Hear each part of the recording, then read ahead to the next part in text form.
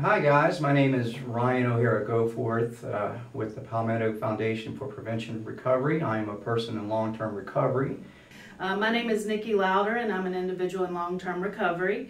I've got a sobriety date of January 11th, 2012 and a long road of addiction, 27 years. Started at the age of 13. So the person that's sitting in front of Ryan today is not the person that it would have been. Years ago, I was in the business, in the career form of business for 15 years in the financial industry. I'll never make that kind of money again. I wasn't happy. And with that position came a lot of stress. I found that that was my identity. So my addiction had started again at 13 and had gone through different spells. So it's always been something, whether it was alcohol and drugs, or whether it was work, or whether it was food, shopping, or gambling. Like, I tried the various different forms and just never understood that I was just trying to cover something up, trying not to feel. And so with my addiction, it started as working a night shift and needing to I never felt good enough. And so trying to keep my productivity up and stepping into a situation that I had been given the opportunity to bring up this call center. I was making good money, I was about to get married, had a house of my own, and all of that, none of that mattered. Like the success, the way it looked on the outside didn't matter because I hated who I was on the inside, and I kept trying to cover it up to feel. And so I actually took my position and ended up quitting and put in some notice and went to a financial webinar. It was actually for Palmetto citizens to budget your money, because I didn't want to throw away my 401k money, because I was going to take that out and was going to try to do something different with my life. I never told my family what I was doing, told them that I was going away for another position, another job, and actually took the money and tried to find a treatment center that would take me for withdrawal off of cocaine. Come to find out, no one would. They told me it wasn't, like, that wasn't a thing. And so I took my 401k money and went to the credit union event, and it was at that point was such a defining moment, because the lady was like, so we're just going to put down like where your money's gone. And we started mapping out the money, and it was like a defining moment. Like, it's all gone to drugs. I have nothing else. And I started bawling, and it was just me and another lady in that event. And the lady said, do you mind taking me for a ride somewhere when we leave here? And I said, sure. And so I take her, so with the event's over, and I take her somewhere, and we pull up in this church, and we get out, and it was a 12-step meeting. And it was the first thing I had ever heard my story sitting there, and was like, wow, like, these people are like, I was crying crocodile tears. And I remember an old timer, it must have been, came up to me and just said, we'll see if those crocodile tears are real or not. And I was like, okay, I'm going to show that person, and so that stuck out to me. Like, if these individuals can do it, like, I can do it. It helped me get to where I am today. Those people took me in, they loved me. I did service work. I found like I found an identity, because without using drugs and alcohol, I had no idea who I was anymore. And so I felt needed and felt a purpose. I felt connected, because in isolation, nobody wanted to be around me, because I either wanted your man, your money, or your drugs, or all three, and I took it. It took me a little while longer than you to really begin to open myself up to recovery. So I unfortunately had the opportunity, or maybe fortunately, really would be a better way to describe it, to experience the fentanyl epidemic. It's not like when we were growing up, and it's like, hey, I'm just going to experiment with this pill, or hey, Nikki, you need to come down, take this pill. Like, we know individuals, we know them personally, that 14, 15 years old, that are at that experimental stage where they take something and they trust who they get it from, and those people that get it trust it from who they got it from, and all it takes is one pill. And it's just like that experiment stage is just not there anymore. You just can't play, which is why it's so amazing that, you know, Palmetto Foundation is here and is available and is being so active in, you know, getting rid of the stigma and being at the forefront of prevention. Like, that's huge. In recovery, we talk about life and death, you know, and that's been going on since, you know, the days of Bill Wilson and Dr. Bob, the founders of AA. You know, this is life or death, but it truly, truly is life or death. Yeah. Now, tell us a little bit about what you do professionally within the field. Sure. So, you know, once I became sober, you really have to replace those types of behaviors with something healthy. And, but, you know, for me, it's kind of, you know, peace and calmness. I don't exist well in that. So it's got to be chaotic. Like, it's just so fun to be able to also find out who you are. Like, chip away at, I think it was Michelangelo, the piece of art where he mentioned he chips away at everything. Like, somebody mentioned about the beautiful masterpiece that he built. And he was like, all I did was chip away the things that weren't beautiful. So totally butchering this, but and then here it was in front of me, the masterpiece. And so that's what I feel like I've been able to do, was like get rid of the things that that weren't feeding me and feeding my soul to become who I am today. After I came into recovery, I found my identity. I really loved being in recovery. I found that for me, just one pathway wasn't enough. Like, I didn't know about the multiple pathways that are out there now. I knew that, you know, being in that 12-step program, I was told I needed to have a sponsor and I needed to do these things. And I felt like a failure even at that point because I was too embarrassed to ask for a sponsor. So I was still in that stage that even though I was sober, like, some of those behaviors didn't just change because I was sober. Like, I was still lying. People were asking me, do you have a sponsor? Yes, I've got a sponsor. And so, you know, for 3 years, the group was my sponsor. And that was okay, because that was what actually happened. Little did I know that was the result of multiple pathways.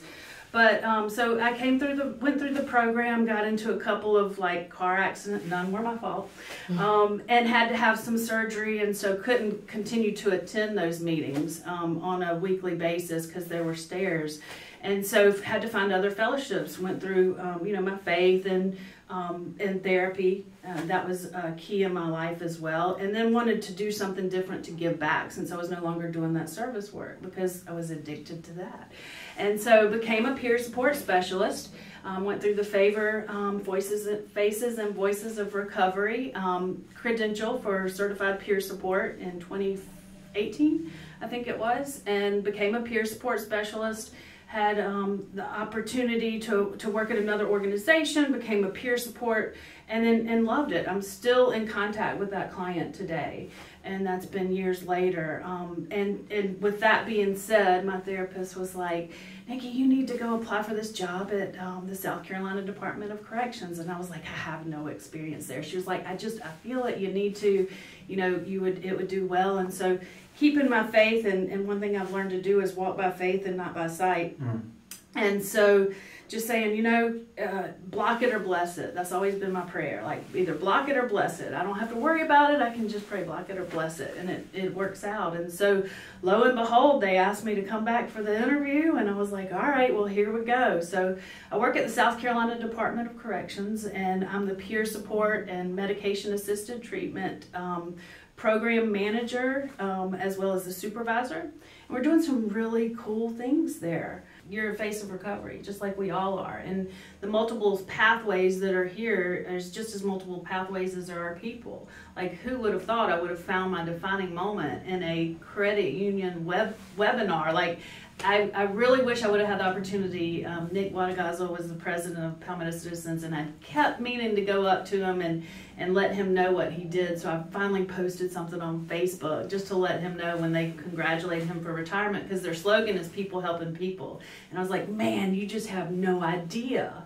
like how you helped me in that defining moment of where it comes.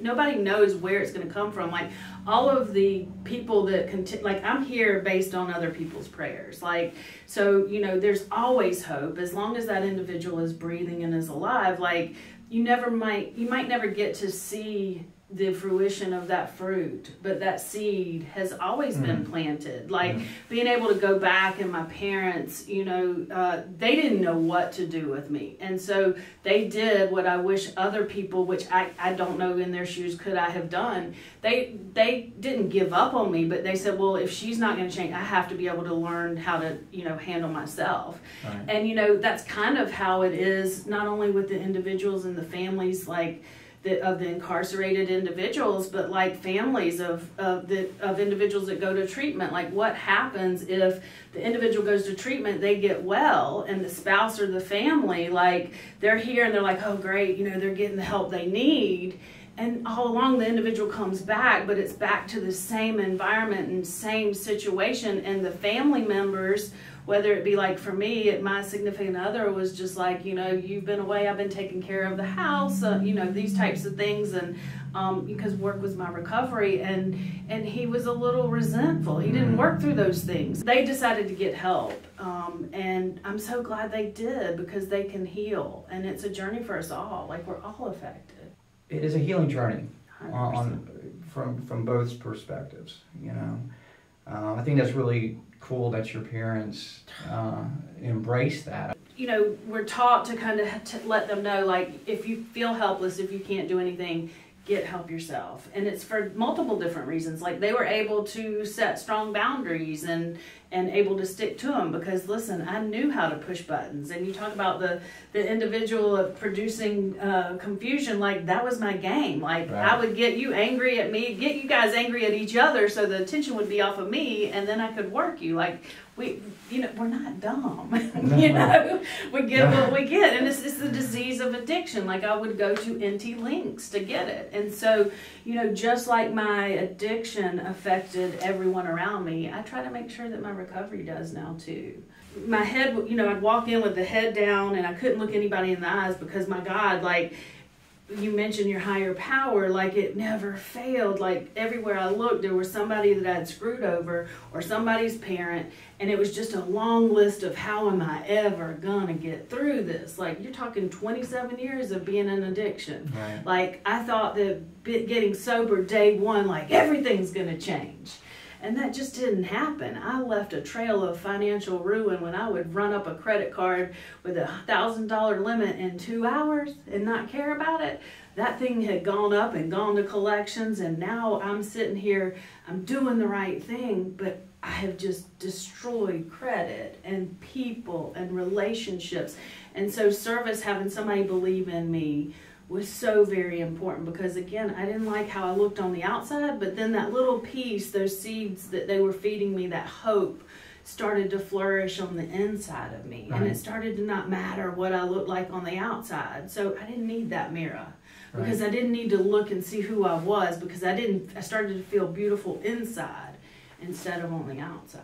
There's just nothing like seeing the lights come back on. Yeah. You know? Yeah. When you start to see, when they come in broken and hopeless, and once you see the lights turn back on in their eyes, it's just an amazing feeling. I remember when I prayed for what I have now, and if I ever would have built a plan on what could I have, what I thought my life would entail, man, would I have been shorting myself. Like, the gifts are many, and it's just if I just suit up and show up. Right. But, you know, going back to that, like, the happiness, I still wonder who I am. I'm still trying to find my niche. I'm still trying to find my identity. And I go back to, there's another quote that's one of my favorites, and I butchered this one too, but it's about, the journey isn't so much about becoming anything, it's about unbecoming those pieces of you that weren't meant to be in the first place, so you can be who you were truly meant to be. Right. And because us, like, I think we are some of the hardest individuals, some of the most loyal people in recovery, because most of us, you know, because what happens is we can set the bar so high for ourselves. If we don't meet it, then it's like, well, you know, I'm a failure. Or if we set the bar here midway and we meet it, it's like, well, the bar wasn't too high. So So we're never going to be happy with it. Well, Yeah. never not going to be happy. So there's always that dance of discord within our own heads, I think. I think it's just, I think that's why they call recovery a journey. Like, there's no destination endpoint. Absolutely. If somebody would have told me, like, you're going to go down this trail and then really wish you could have met the person and gone back and changed, I wouldn't change a thing. Like, I would change the people I hurt. But those relationships are even bigger and better today. Like, they've forgiven me. I still struggle forgiving myself. Yeah. You know, because it was too easily done. They're like, I see you doing it. Like, I had to, there was a point I had to give up just saying, hey, I'm going to do this or this, like, this is my last time. Because dang it, every time I put it down, it was seriously my last time. I could have bet $1 million if I had it. And then I'm sitting there trying to find out why I'm at the bar with a drink in hand, pills in pocket, doing the same thing over again. Right. And it was like, I really meant it. Every time I said it, I meant it. But it's a disease. Like, it was normal for me to want to drink and drug and abnormal for me not to. I just had to learn how to sit within that discomfort. Right. And that was the heat of it. So it's just really cool that just finding your own recovery source, finding your own area, whatever it is, whether it's music or whether it's, some people it's medication, or some people, you know, my pathway does not define everybody's pathway. Not everybody's interested in becoming abstinent. And being in a 12-step program, like, I didn't know that until I became a certified peer support. Like, oh my God, like, oh, like harm reduction, that's not good. Right. Because of society, that was the standard. And it's so cool, like, again, to see Palmetto Foundation at the forefront of it. You know, you sitting out there advocating for others and stigma and trying to break these cultural barriers where we've just been saying, like, oh no, we don't need Narcan. Like, nobody's supposed to be using drugs in this house. You know, but we are the faces of recovery. Like, we do recover and we do great things. I had recently read an article on MAT and bringing it into the system, through the correctional facilities. We are able to provide Vivitrol injections for individuals, which is, if you know, naltrexone is the oral the blockade and we use that as harm reduction for individuals that may be struggling to stay sober within the institutions. And so upon release, we can give them, if they opt, 2 injections to be administered intramuscularly prior to release. So what that does is they are able to receive one maybe 45 days prior to release, and then the next one maybe a week prior to release, and that buys them that 3 weeks to a month so that they can get into the community providers, have that assessment, go through those, counseling sessions, and then they can go out into the community as long as they're with a provider through DAODAS and get whatever type of medication-assisted treatment that they want. And then we follow them in the community. So it's not like and that's the part of DAODAS, because Sarah and Regina are DAODAS peer supports. They can follow up with them. Unfortunately, once they release from SCDC, I can't have contact with them other than trying to find our peer supports employment. So it's really cool to see how to keep up with them, 30, 60, 90 days later, and how they're doing, how well on their journey. But we're looking at other options to bring into the prisons to provide additional MAT services. There's been talks, but the problem becomes, we have to have medical staff. Right. It has to be an institution that provides a pill line so that they can come and get the medication, and so that there can be counseling available. And so our peer support programs would need to be in those institutions as well. But the beautiful thing is that they're open and they're talking about it, and we're actually having conversations about it. My leaders are just phenomenal.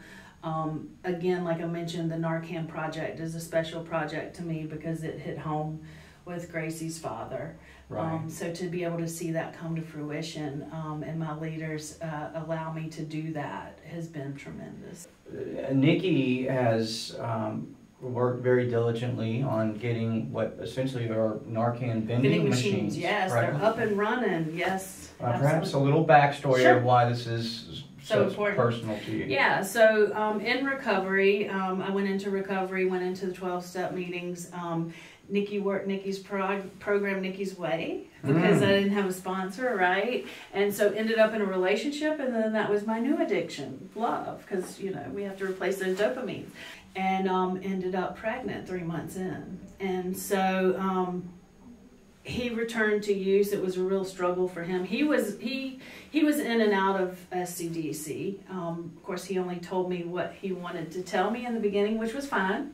All part of God's plan, I'm sure. I was pregnant with Gracie, and right before, I had discussed with him like I wasn't going to be putting his name on the birth certificate because I wasn't sure like what his intentions were, and I was scared, like, quite honestly. And so I didn't want him around. He wasn't there for the birth. And I don't think he was sober. Had he been sober, I would have allowed him. But I just wasn't sure what he would do. Because I know me in my active addiction, I would have done anything. I mean, I didn't know if he was going to take off with the kid or what have you. So he later went back to use. And when he returned to SCDC. And when he released, he released on a Friday, and when he released, he went to stay with some friends, and he was supposed to meet me to go get his name on the birth certificate because we had come to this agreement. Like, he had been in there for a couple of years, and he had been sober, and we had written back and forth, and there wasn't going to be anything going on between us, but I wanted him to be a part of my daughter's life because part of my story was that I lost my biological father to the disease of addiction. He was an alcoholic when I was 9, and I did not want to take this opportunity from her.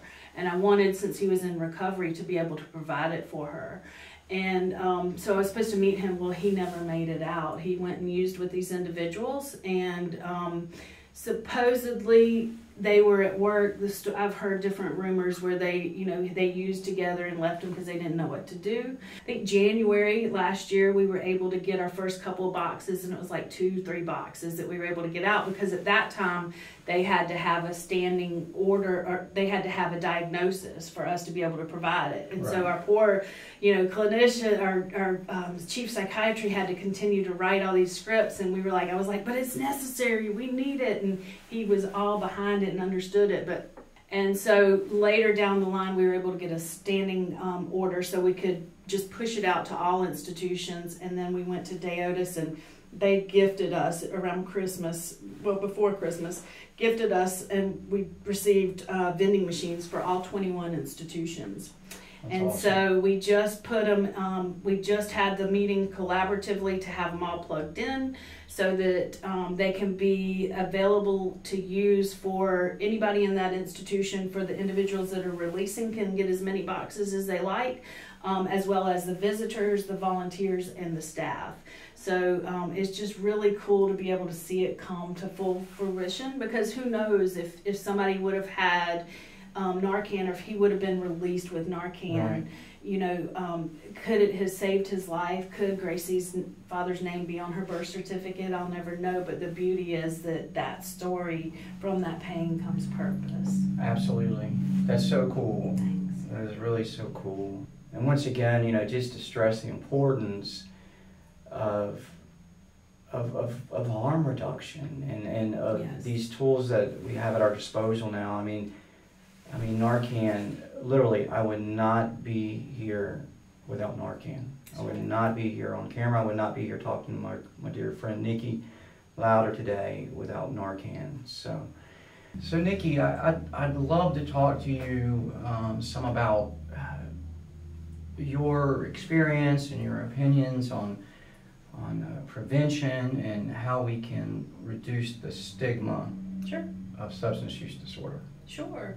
Well, I think just having these conversations, for one, is a huge start. As far as for the prevention side of things, what I would have liked to see, and just seeing how it's evolving so much now, is, and especially for a selfish reason, because my child is, she's 10, Gracie's 10 now, and although I have her in therapy, there's just something that a peer support can pull back those layers because of that lived experience. I would have loved to have a peer support specialist in the schools. not only to reduce stigma, but to walk like alongside of these individuals and let them know, hey, you know, these things are out here, like whether it be the awareness, you know, because prevention is much needed, and individuals, kind of like the peer support, you have to be knowledgeable of it. You have, like, going back and kind of revisiting, like, what may have worked for me. Like, I don't know if it would have, but like those things just weren't talked about. It was the Just Say No campaign. Right. Like, and so nobody was going to do it. So if you did it, you were bad. It wasn't that you made bad decisions. Right. Or different choices. It was that you were just a bad kid, and then it was held, you know, then it was held behind doors, and we've got to get you help, and we can't tell anybody, and those secrets are what keep us sick. And by doing prevention and having peer supports, whether it be in the family arena, the schools, you guys going out and doing, you know, talking to the schools and providing content on the website, that's huge. Like, people need to know, like, you don't know what you don't know. And so individuals, like, I just did an article for, I've completed, like I mentioned, one is 1,000 is too many and one is never enough for certification. So I did a recovery doula, a community doula certification, and she printed up an article for me, and in those, it was just like, when I was reading, she didn't know, but like addict and substance abuse, and I'm like, we've got to change some of this terminology. Right. Like, it's got to start somewhere. And she wasn't offended. It was about how to approach it, and teaching it as a teaching moment. So I say that to say that, like, just having these podcasts and talking about things in the open, and even the school events that you guys attend, like, there are people listening and there are people soaking it in. And I just think it's a wonderful thing what Palmetto Foundation is doing. And I'm just honored to be here today and to be asked to share some of my lived experience. I know that, you know, seeing you get this thing was certainly encouraging for me. Because I do remember the first time that we partied together, actually, vaguely. Yeah. And I remember her going, now I can party with this girl. I was like, I have met my match. You know, and for us to both be sitting here today, and this really just goes to, it's an affirmation that there is something much larger at work here for you and I to be sitting in this room today having this conversation. 100%. You know, thank you.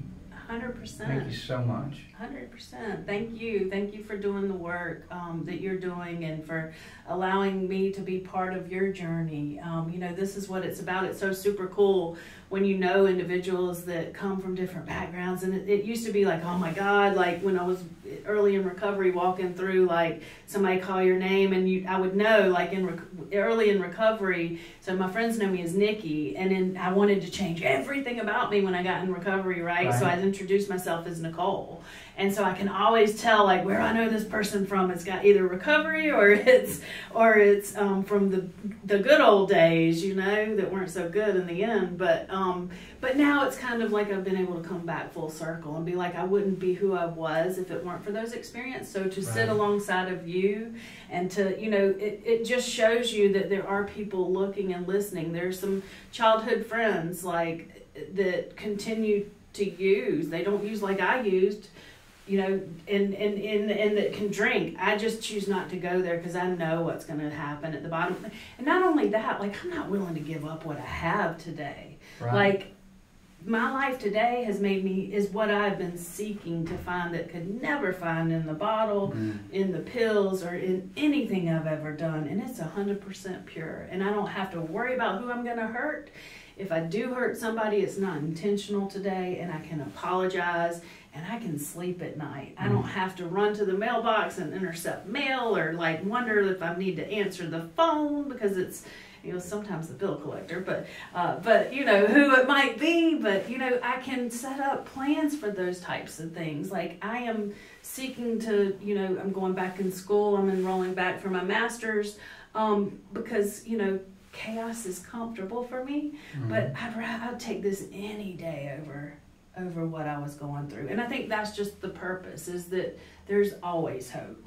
Yeah. Like never, don't ever put a period where there can be a comma. And it's never, even if it's like, you know, hey, I meant, like I mentioned to you, like every time I said I was going to quit, I meant it. And whether I got 5 days together and then returned to use, or it was months later, the thing is I didn't lose that in between. And once I found that space, like I wanted more of it. I mean, it is a true miracle that we're here, because my drug of choice, like, and Nikki will tell you, I was in psychosis for 18 months when I was sober. And that was some scary stuff. Like, nobody would listen to me. Like, and I was annoyed at myself, and I didn't know what was real and wasn't. And I can say this now, but it feels just as real as it did. Like, part of my story was I stayed sober was because I thought I was on a reality show. I thought that if I stayed sober long enough, I would win this money, right? That's where my psychosis took me. So I was going to show you. So to tell you that there are multiple pathways, it doesn't matter which way you go or what you hold on to.